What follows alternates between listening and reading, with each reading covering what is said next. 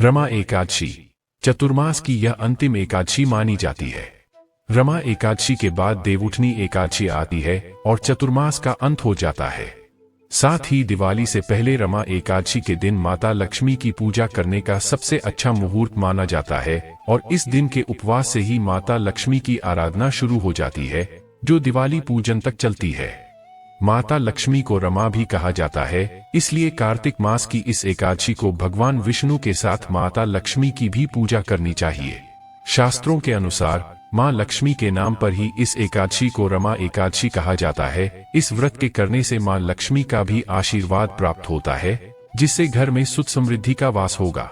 विधि: रमा एकादशी के पर भगवान विष्णु का माता लक्ष्मी के पूजन का विधान है। इस दिन सुबह उठकर स्नान आदि से निवृत्त होकर व्रत का संकल्प लेना चाहिए। पूजन के लिए सबसे पहले एक चौकी पर पीले रंग का आसन बिछाकर भगवान विष्णु और माता लक्ष्मी की मूर्ति स्थापित करें। भगवान का हल्दी मिश्रित जल चढ़ाकर अभिषेक करें। उन्हें धूप, दीप और चंदन का टीका लगाना चाहिए। एकादशी के पूजन में विष्णु जी को पीले रंग के फूल और वस्त्र अर्पित करें और मां लक्ष्मी को गुलाबी रंग के गुड़ और चने की दाल का भोग लगाकर व्रत कथा का पाठ करना चाहिए। पूजन का अंत लक्ष्मी रमणा की आरती गाकर किया जाता है। इस व्रत का समापन द्वादशी तिथि की सुबह ब्राह्मणों को अन्न का दान और दक्षिणा देने के बाद होता है। कथा: धर्मराज युधिष्ठिर कहने लगे कि हे भगवान, कार्तिक कृष्ण एकादशी का क्या नाम है? इसकी विधि क्या है? इसके करने से क्या फल मिलता है? सो आप विस्तार पूर्वक बताइए। भगवान श्री कृष्ण बोले कि कार्तिक कृष्ण पक्ष की एकादशी का नाम रमा है। यह बड़े बड़े पापों का नाश करने वाली है। इसका महात्म्य मैं तुमसे कहता हूँ, ध्यान पूर्वक सुनो। हे राजन, प्राचीन काल में मुचुकुंद नाम का एक राजा था। उसकी इंद्र के साथ मित्रता थी और साथ ही यम, कुबेर, वरुण और विभीषण भी उसके मित्र थे। यह राजा बड़ा धर्मात्मा, विष्णु भक्त और न्याय के साथ राज करता था। उस राजा की एक कन्या थी जिसका नाम चंद्रभागा था। उस कन्या का विवाह चंद्रसेन के पुत्र शोभन के साथ हुआ था। एक समय वह शोभन ससुराल आया। उन्हीं दिनों जल्दी ही पुण्यदायिनी एकादशी रमा भी आने वाली थी। जब व्रत का दिन समीप आ गया तो चंद्रभागा के मन में अत्यंत सोच उत्पन्न हुआ कि मेरे पति अत्यंत दुर्बल हैं और मेरे पिता की आज्ञा अति कठोर है।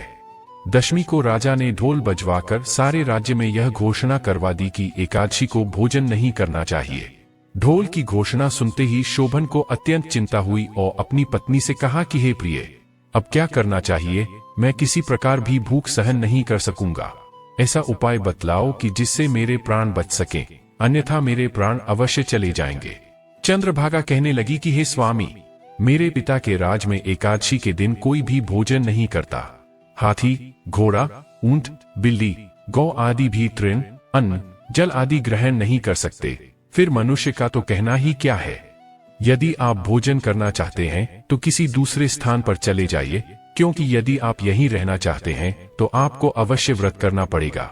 ऐसा सुनकर शोभन कहने लगा कि हे प्रिय, मैं अवश्य व्रत करूंगा। जो भाग्य में होगा वह देखा जाएगा। धर्मराज युधिष्ठिर द्वारा कार्तिक कृष्ण एकादशी का नाम, इसकी विधि, उसका फल कैसे मिलता है, यह विस्तार पूर्वक बताइए। ऐसा पूछने पर भगवान श्री कृष्ण बोले कि कार्तिक कृष्ण पक्ष की एकादशी का नाम रमा है। यह बड़े बड़े पापों का नाश करने वाली है। इस प्रकार से विचार कर शोभन ने व्रत रख लिया और वह भूख व प्यास से अत्यंत पीड़ित होने लगा। जब सूर्य नारायण अस्त हो गए और रात्रि को जागरण का समय आया, जो वैष्णवों को अत्यंत हर्ष देने वाला था, परंतु शोभन के लिए अत्यंत दुखदायी हुआ। प्रातःकाल होते शोभन के प्राण निकल गए। तब राजा ने सुगंधित काष्ठ से उसका दाह संस्कार करवाया, परंतु चंद्रभागा ने अपने पिता की आज्ञा से अपने शरीर को दग्ध नहीं किया और शोभन की अंत्येष्टि क्रिया के बाद अपने पिता के घर में ही रहने लगी।